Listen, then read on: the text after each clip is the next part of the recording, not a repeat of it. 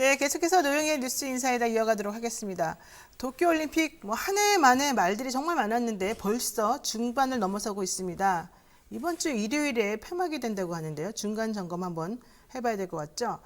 최동호 스포츠평론가, 이분은 스포츠 평론가에서는 아주 독보적이고 독특한, 여러분 독특한 여기 방점을 찍어주시는데요. 최동호 평론가 모시고 얘기 나누겠습니다. 어서 오세요. 예, 안녕하세요. 네. 자, 도쿄올림픽 전반적으로 지금까지는 어떻게 진행되었다고 보시는지 총평 한번 좀 짧게 얘기해 주실까요? 우리 선수단의 성적으로만 보면은 목표했던 것만큼 진행이 되고 있어요. 근데 조금 좀 서운한 면도 없지 않아 있죠. 왜냐하면 양궁에서 금메달 4개인데 기대했던 유도, 태권도에서는 다 부진했고요. 이제 그나마 이제 야구가 이 노가웃 스테이지라고 하는 그 본선 라운드에 들어갔는데 재밌는 경기하면서 붐이 좀 일고 있거든요. 수영의 황선우 선수, 또 육상의 이 오상혁 선수 높이뛰기, 그리고 어제 이 체조에서 신재환 선수 같이 좀 기대하지 않거나 아니면 우리 국민들이 평소에 관심을 가지지 않았던 종목에서 메달 나오는 게 큰 성과라고 볼 수가 있겠죠. 네, 그런 거 보면 참 신기해요. 사실은 설마 저런 종목에서 우리가 뭔가 하겠어? 이러면서 그냥 넘어갔는데 갑자기 메달 땄다는 소식이 들리니까 좀 제가 스스로 창피하더라고요. 너는 이렇게 좀 소문이다. 아니에요. 우리 노교사님은 괜찮아요? 부끄러워하실 필요가 전혀 없고 저 같은 사람들이 부끄러워해야지 되죠. 그러니까 왜요? 예를 들면 우리가 언론에서 깜짝 메달이라고 표현을 하잖아요. 네네. 근데 깜짝 메달은 사실은 깜짝 메달이 아니죠. 이 올림픽에서 이 메달이 그냥 운이 좋아서 얻어지는 건 아니고 이 선수들은 분명히 실력을 갖추고 있고 땀과 눈물을 흘린 건데 이 스포츠 기자들이 알아주지 못했던 거죠. 몰랐던 거죠. 그 왜 모르냐? 두 가지 정도의 이유가 있거든요. 네네. 하나는 게으르거나 네. 아니면 또 하나는 뉴스 이 사람들의 그 관심만 쫓아다닌 거예요. 그러니까 소외받은 종목은 계속 소외받고 있었기 때문에 네네. 오늘 갑자기 메달 땄다고 감히 깜짝 메달? 이들은 그렇지. 평소에도 계속 노력하고 있었었는데 그런 면이 없지나 좀 있죠. 그렇군요. 자, 그럼 이제 세부 얘기를 좀 한번 해볼까요? 그 세부 종목을 보면은 야구에 대해서 또 말이 나올 수밖에 없을 것 같아요. 어제 콜드 게임 승하지 않았습니까? 이스라엘에? 예, 어제 대단했어요. 대단합니다. 그 이스라엘 우리가 조별리그 1차전에서 만났거든요. 네네. 그래서 이 연장전에서 우리가 이겼는데 역전했어요, 우리가. 예, 어제는 우리가 11대 1로 7회 콜드 게임 승을 거뒀습니다. 역전은 그 전이죠, 참. 예. 자, 어제 콜드 게임 그 전날에는 우리가 또 9회 역전승을 4대 3으로. 거둬냈거든요. 예, 4대 3으로. 이렇게 되니까 이제 이 폭발하기 시작한 거예요. 그러면서 또 이 내일 우리가 어제 그 콜드 게임 승 거두고 준결승전에 올라갔는데 준결승전의 맞상대가 일본이에요. 일본이 어제 미국을 이기고 연장전에서 미국 이기고 준결승에서 한일전이 펼쳐지게 됐거든요. 이렇게 되면 이제 원했던 구도죠.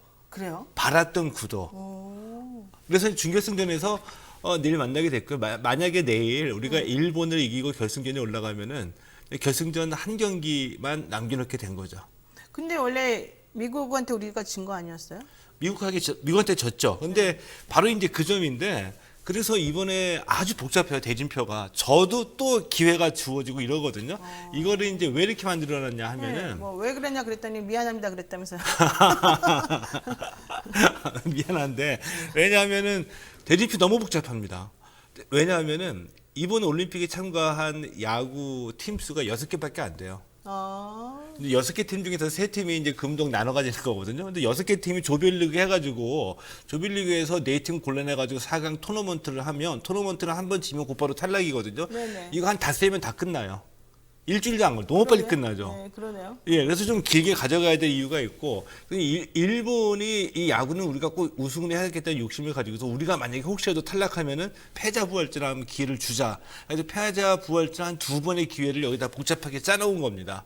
그래서 우리가 내일 준결승전에서 이기면 곧바로 결승에 올라가는데 만약에 우리가 패하면 이 지금까지 패했던 팀들이 또 패자 부활전을 해가지고 여기서 마지막에 올라온 팀하고 우리가 준결승에서 다시 한번 겨루게 될 기회를 주는 거죠. 여기서 올라가면 결승에 올라가는 겁니다. 네. 어떻게 될까요? 이번 대표팀 우리 마운드는 좀 약해 보였거든요. 네. 약해 보였는데 그래도 미국, 이 도미니카 공화국 상대해가지고 한 4점대를 계속 평균적으로 막아냈어요. 이것이 일본전에서도 이대로 보여줄 거라고 보고 문제는 마운드에서 평균적으로 한 4점, 5점 정도 막아주는 사이에 우리 타선이 그 이상 폭발하느냐, 폭발하지 못하느냐. 타선이 결국 이 득점을 해주느냐 못 해주냐 여기에 달려 있다라고 봅니다. 네, 그렇군요. 뭐 이번 야구 대표팀 승리는 뭐 여러 가지 뭐 얘기거리를 조금 많이 가지고 있었던 것 같아요. 역전승도 좀 많았고. 그렇죠. 예. 그러니까 이 야구는 우리 국민 감정상 야구 금메달 한 개는 다른 종목 합쳐가지고 한 5개 금메달 정도 이 국민 감정상으로 보면 감정상. 우리를 흥분케 하는 네. 그 정도의 그 관심을 모으고 있다고 보는데 근데 만약에 우리 노블 여사님처럼 만약에 나가서 1회 홈런 치고 2회 홈런 치고 3회 되기 전에 한 10대 0으로 만약에 딱 벌써 점수차가 벌어졌다. 내가 이기는 거요? 예. 그럼 재미가 없잖아요. 그냥 너무 일찍 승부가 나버리니까. 그래도 좋을 것 같은데. 그래도 일단 메달은 가지니까 좋은데. 네. 근데 똑같이 이기더라도 9회 말에 역전을 시켜버리고. 그런 거 재밌죠, 이제. 예. 그리고 또 뭐 아예 이기려고 하면 콜드 게임으로 이겨버리고. 이렇게 돼버리니까 사람들의 관심이 더 높아지는 거죠. 아드레날린이 막 이제 분비가 되면서 네. 야 야구 이기나 지나 내일 경기가 있다. 이 얘기가 이제 그 전날서부터 언론에서 쫙 보도가 되면 이제 관심이 집중되니까. 그렇군요. 예. 근데 보다 보니까 아까도 이제 말씀하셨습니다만 야구 대진표 너무 복잡하잖아요. 예. 이거를 노가웃 스테이지라고 부른다는데 무슨 말이에요? 노가웃 스테이지가 뭐예요? 왜? 한 번의 기회를 더 준다. 이제 패자부활전을 넣으니까. 패자부활전을 도입했다는 얘기거든요. 그러니까 이것도 뭐 사실 보면은 올림픽답지는 않아요. 올림픽에 보면 6개 팀이 나와가지고 6개 팀 중에 3팀이 메달 갖고 가고 이러면 좀 이상하더라고요. 근데 이게 야구의 현실인데 이 야구가 2008년 베이징 올림픽에서 정식 종목이었다. 그 이후에 빠졌거든요. 왜 네. 빠졌냐면은 이 올림픽 정식 종목으로 채택하는 기준이 몇 가지가 있는데 그 기준 중에 하나가 세계화가 된 종목인데 야구는 세계화가 된 종목일까요? 아닐까요? 아니에요? 아니에요. 우리는 그렇게 야구 좋아하니까 네, 막 난리를 치는데 유럽은 야구 거의 관심이 없어요. 개무시합니다. 축구 개무시해요? 예. 그 유럽은 아프리카 없죠. 그 아시아에서 야구 좋아하는 나라가 우리나라, 일본, 대만. 3개국. 동남아는 전혀 안 하고. 그러네요. 이제 미국밖에 없고. 그러니까 세계화가 안 됐기 때문에 베이징 올림픽에서 빠졌는데 일본이 워낙 야구가 강하고 좋아하니까 얘들이 개최국으로서 넣었거든요. 네네. 6개 팀밖에 안 되는 거예요. 그러네요, 진짜. 12개 팀을 늘려버리면 격차가 확 벌어지죠. 수준차가 너무나 나니까. 그래서 그런 걸 또 이용해 갖고 일본이 이제 패자부활전도 적용하고 그래서 좀 메달 혹시라도 자기네들이 탈락하면 한 번 더 기회를 가지려고. 좀 더 안전빵으로 좀 해놓는다 이거죠? 예, 전문 용어 안전빵. 좋습니다. 설명 드리니까 정말 이해가 가는데요. 예. 김복수님이 노변에서 다이어트가 필요할 것 같아요. 갑자기 이런 말을 올렸었어요. 네, 다이어트 하겠습니다. 이수정님은 최악의 올림픽에서 최선을 다해주는 선수들 자랑스럽습니다. 이렇게 아주 정상적으로 올려주셨는데 우리 홍수미님은 개무시가 정말 재밌네요. 개무시 크크 이걸 또 올려주셨고 갑자기 또 배구 화이팅 얘기를 올려주시네요. 배구 화이팅 얘기가 왜 여자 배구, 남자 배구는 여자 배구? 출전하지 못했고요. 여자 배구가 올라가는데 여자 배구는 그 내용을 알고 보면 진짜 그 박수 받을 만해요. 여자 배구 어제 졌잖아요. 어제 졌는데 어제 져가지고 조3위로 8강에 올라갔는데 어제 경기 그렇게 큰 의미 있는 경기는 아니었어요. 그런데 여자 배구가 이번 도쿄올림픽 때 메달 한번 따보자. 가지고 라바닐이라는 외국인 감독도 모셔오고 대표팀 전력이 좋았거든요. 그런데 지난해 말 대표팀 전력을 100이라고 한다면 지금 대표팀 전력은 70밖에 안 돼요. 왜요? 사고가 많아서 이재영, 이다영 자매가 학폭 때문에 빠졌죠. 주전이었는데 그 이후에 주전 선수들이 부상으로 많이 빠졌거든요. 그러니까 지금은 이번 대회 개막전에는 고민이 너무 많았던 거예요. 네네네. 대체 후보를 만들어내고 했는데 딱 뚜껑 열고 보니까 우와 역시 배구도 여자 배구도 한일전에서 5세트 가는 풀세트 접전 끝에 이기고 일본을 이기고 또 8강을 확정짓는 이런 또 성과를 내버렸네요. 맞아요. 이러니까 모두들 또 갑자기 확 뒤집어진 거죠.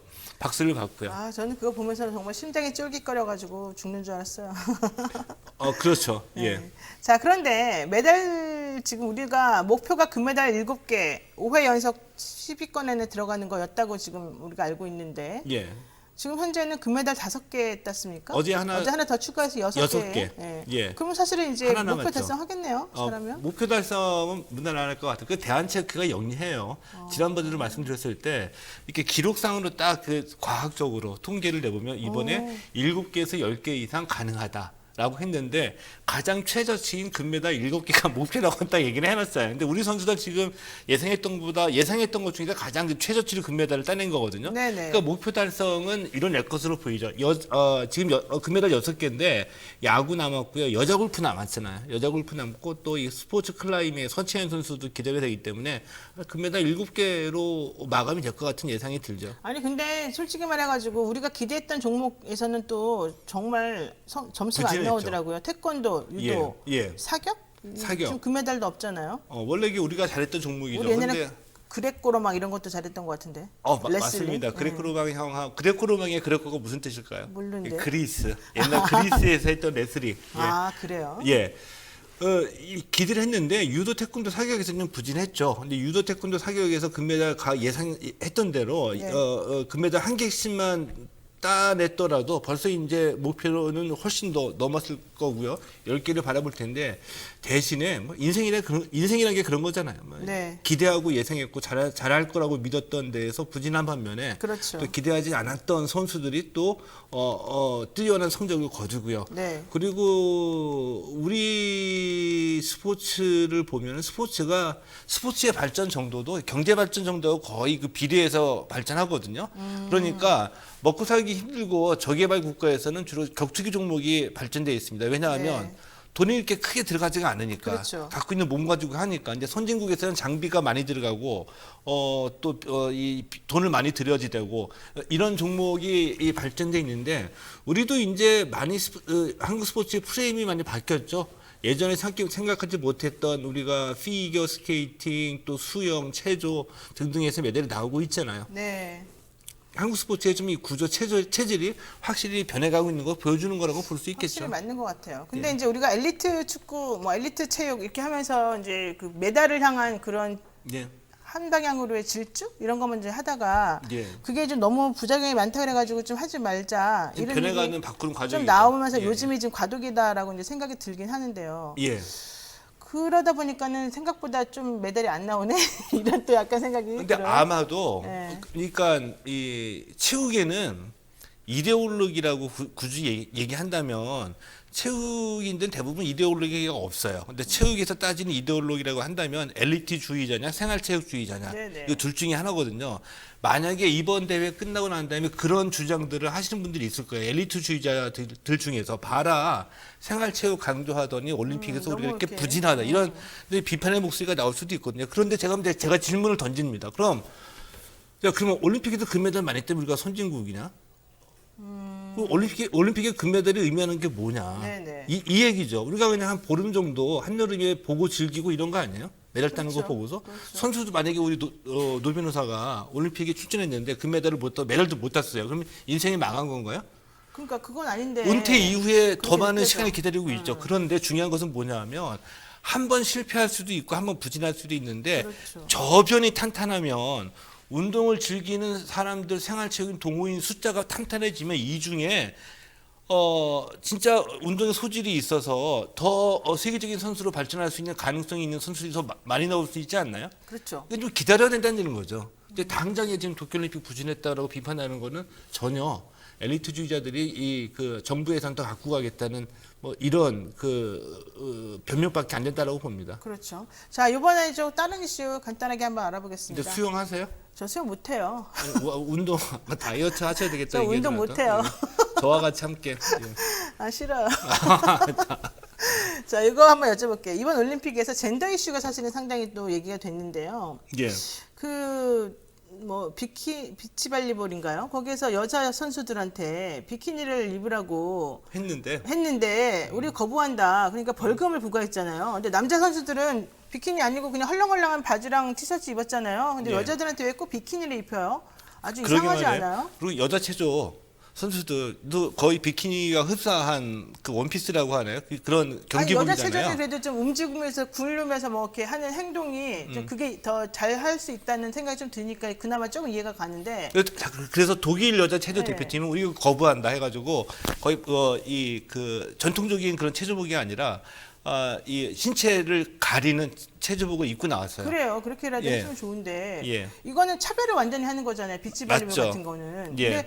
근데 처음에 물어봤는데 못하게 한 것도 난 기분 나쁘지만 못하게 해서 그럼 좋습니다. 우리가 그냥 벌금 내겠습니다라고 한데도 계속해서 비난이 쏟아지는 거는 왜 그러는 겁니까?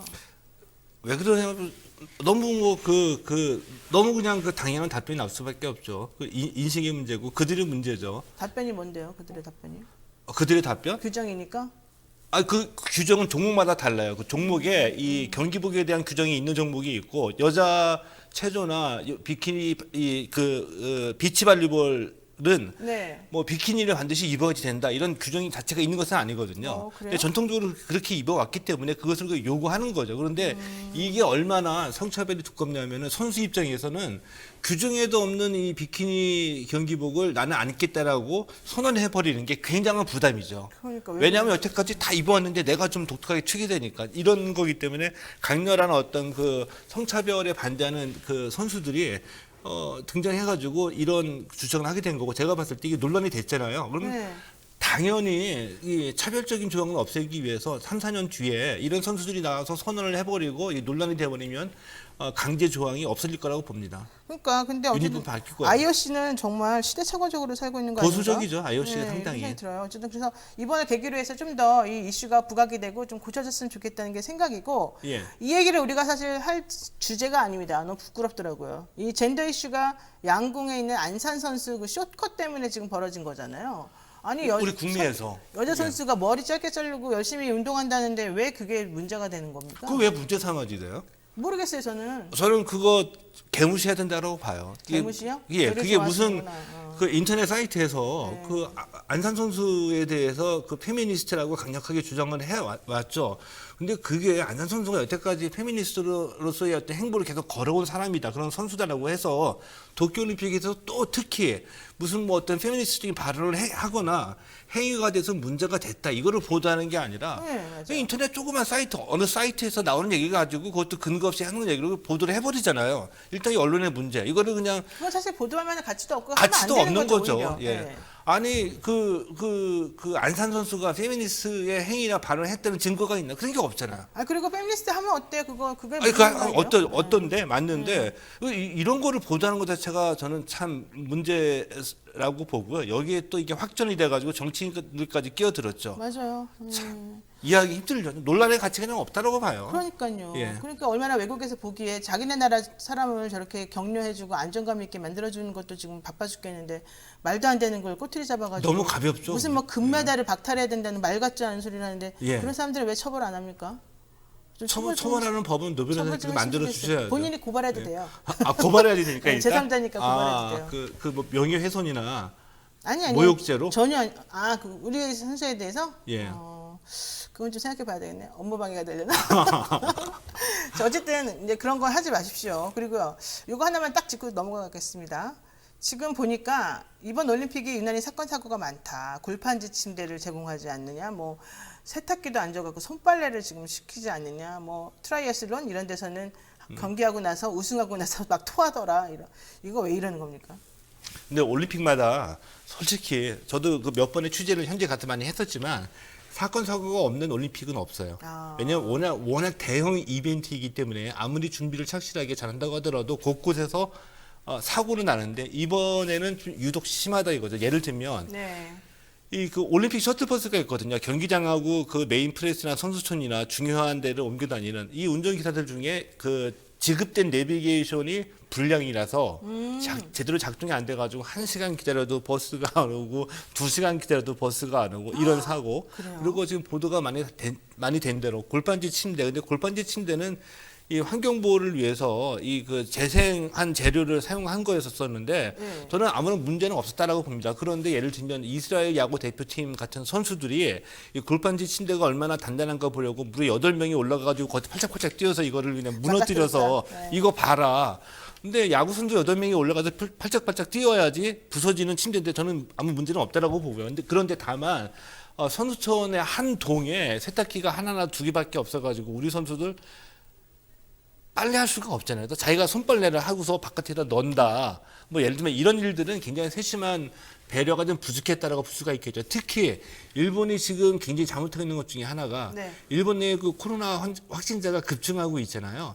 이거 반드시 올림픽 폐막하고 난 다음에 후유증을 겪을 텐데 거의 쉬쉬하는 분위기예요. 선수촌 내 관계자 중에서 발생한 것과 관련돼서 매일매일 숫자만 발표할 뿐이지 거의 그 대책이나 아니면은 이 올림픽 폐막 이후에 관련돼 가지고 어떤 대책을 갖고 있을 것인가 거의 쉬쉬하는 분위기이기 때문에 올림픽 후유증 굉장히 세게 겪을 것 같습니다. 아니 그럼 선수 중에도 혹시 코로나 걸렸는데 그거 말 안 하고 저 참가하는 사람도 있을 수 있겠어요? 그거는 좀 힘들죠. 왜냐하면 매일매일 검사하면서 매일매일 기록은 남으니까 확진됐다는 걸 숨기고 참가하기는 굉장히 힘들죠. 힘들지만 만약에 걸려버렸으면 열받았겠어요 정말로. 그리고 4년을 고생했는데. 그런 선수도 굉장히 많이 있어요. 그리고 심지어 영국의 사격 선수는 세계 랭킹 1위였었거든요. 네. 1위인데 확진돼가지고 못 나왔죠. 어머나. 근데 SNS에 글을 올렸어요. 근데 가슴이 아픕니다. 정말 너무 모든 게 불쌍하네. 끝났다 이렇게 썼어요. 그러네요. 진짜 모든 게 끝났네요. 진짜. 예. 아유, 너무 마음이 아픕니다. 자, 최동호 평론가가 꼽는 향후 관전 포인트 하나만 여쭤보고 끝내겠습니다. 이거 끝내고 싶은데 끝내지지가 않네. 내가 계속해서 여기에 집착하게 되네요. 관전 포인트요? 관전 포인트 바라는 바는 딱 하나입니다. 모든 종목 선수들에게 고생했다는 말씀 드리고 싶고요. 단 한 가지 고생에다가 그 이상을 요구하고 싶어요. 꼭 메달을 따라오고 요구하고 싶은 사람들이 선수들이 딱 한 종목이 있는데 야구. 야구는 이왕이면 결승전에서 일본 만나가지고 일본 꺾고 우승해서 금메달 갖고 와라. 이거는 무슨 이 지상 과제처럼 네. 명령을 좀 하고 싶네요. 네, 좋습니다. 자, 회사원님이 안산 선수 이번 일로 상처받지 않았으면 좋겠습니다. 또 틀다님 신경 안 써도 될 일까지 언론이 싸움을 붙이네요. 그렇죠. 홍수미님, 저는 그냥 일본이 싫다고 말하겠어요. 네, 맞습니다. 자, 오늘 여기까지 하겠습니다. 오늘 스포츠 평론가 최동호 선생님과 이야기 나눴습니다. 고맙습니다. 고맙습니다. 네.